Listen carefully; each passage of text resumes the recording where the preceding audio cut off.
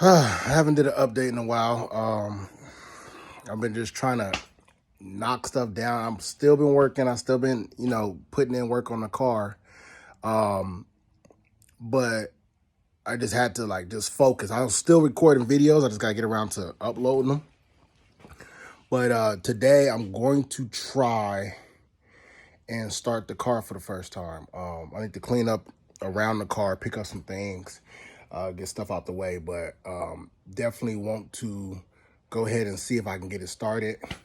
Right now, I'm going to attempt to start it for the first time. Watch a lot of videos and reading a lot. I guess a lot of people are saying that the bass tune that the Wizard make is a little aggressive.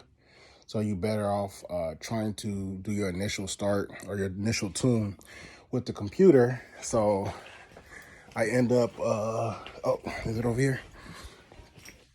I end up ordering I don't know if you can see that, a Holly USB connector. This is the real Holly. Really expensive. So like I said, I'm going to try to start it up. It probably won't work. I put, what was it, about 7 gallons in the tank. The battery work, everything turns over. Let me flip this camera around. So yeah, I got distilled water in here for the first start just to clean it up. It is a junkyard block or whatever you want to call it. Or also I got power steering fluid.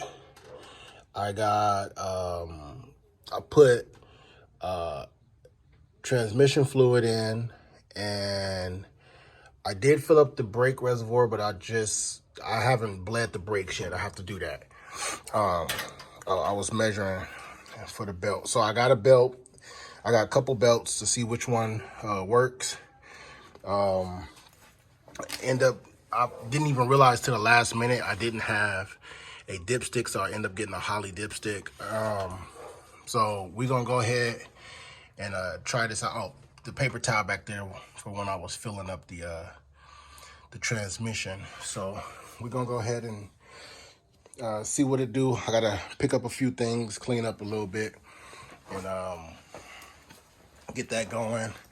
I painted the dash again, so I gotta probably pull that off, this tape off one day. Need to do it before it start peeling my work. So yeah. Oh, I got a shovel in here because I actually bled the brake booster again. I did it on the bench, but it sat and it actually drained. So I did it in the car. So I used a shovel to watch the bubbles and whatnot. It works well, whatever. But yeah, let's hook this battery up and see what happens. I gotta get some stuff from on top of the car, move all this stuff.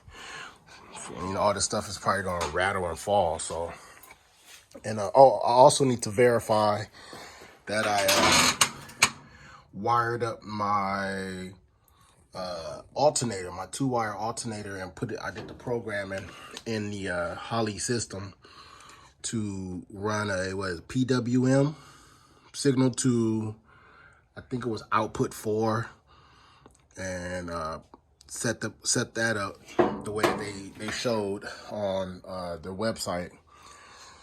But the main reason I set up my initial tune in the software was because I have some low dollar sensors, fuel and oil.